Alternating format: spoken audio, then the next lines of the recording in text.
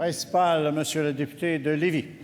Monsieur le Président, c'était pas l'allégresse jeudi et vendredi dernier, alors que les citoyens de Portneuf qui ont dû se rendre à l'urgence de l'hôpital de Saint-Marc-des-Carrières ont encore vécu un bris de service. En fait, pendant 16 heures et 24 heures consécutives, il n'y avait aucun médecin pour accueillir les patients. C'est vraiment sérieux. Selon le Dr Mathieu, dont on parlait, président de l'Association des médecins urgentologues ou d'urgence, d'autres ruptures de services sont à prévoir cet été dans d'autres urgences parce que des médecins ont déjà pris des engagements de prise en charge et ils ne peuvent s'en libérer. Même s'il a été prévenu depuis longtemps des risques de découverture, le ministre de la Santé tente maintenant de corriger le tir à la dernière minute avec une autre lettre envoyée à tous les établissements pour mettre fin à la confusion. Monsieur le Président, ma question au ministre est très simple. S'il est sûr de lui, comme il le dit, peut-il garantir solennellement aujourd'hui qu'il n'y aura aucun bris de service dans les urgences du Québec cet été?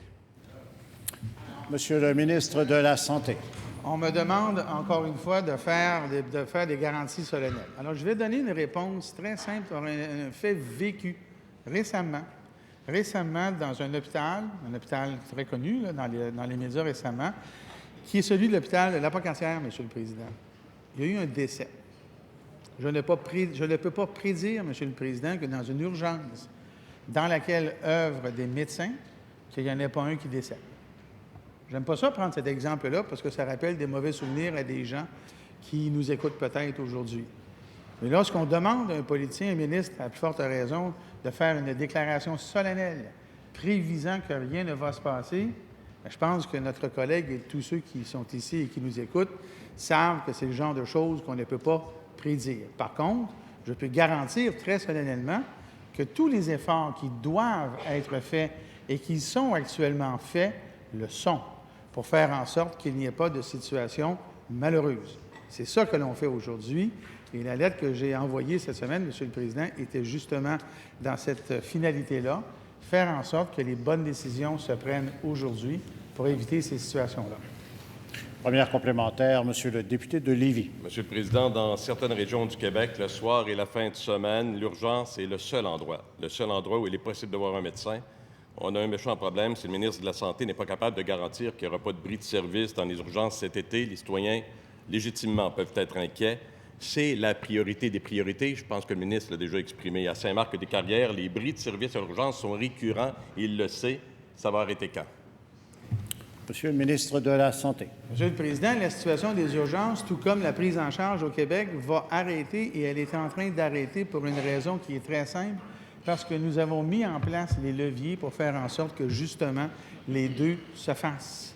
Et j'irais même plus loin, Monsieur le Président, si la situation avait continué dans la même direction dans laquelle notre réseau s'en allait lorsque nous sommes arrivés en poste, bien, je pense qu'on aurait eu des problèmes. Je rappellerai qu'au Parti québécois, lorsqu'ils étaient en poste, toutes les mesures que l'on a mises en place n'ont pas été mises en place, n'ont même pas été pensées.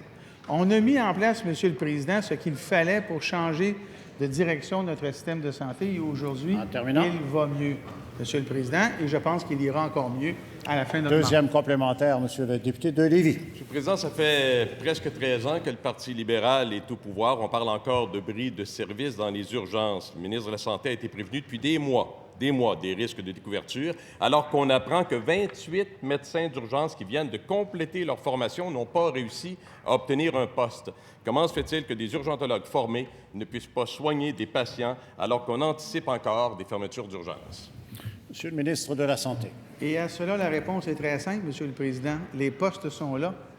Et on sait, Monsieur le Président, qu'au Québec, nous offrons toujours au moins un nombre de postes, c'est-à-dire au moins équivalent à celui du nombre de finissants. C'est le cas encore aujourd'hui. Ça ne veut pas dire, par exemple, que les finissants veulent aller là où sont les postes.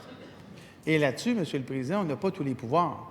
Nous sommes encore dans une société libre où les gens ont à faire leur choix. Nous nous assurons que les choix qui sont offerts à nos finissants soient des choix qui soient uniformément répartis en fonction des besoins de la population. Cependant, Monsieur le Président, il arrive fréquemment, malheureusement, que ces choix-là ne soient pas pris pour des raisons qui sont personnelles à ces gens-là.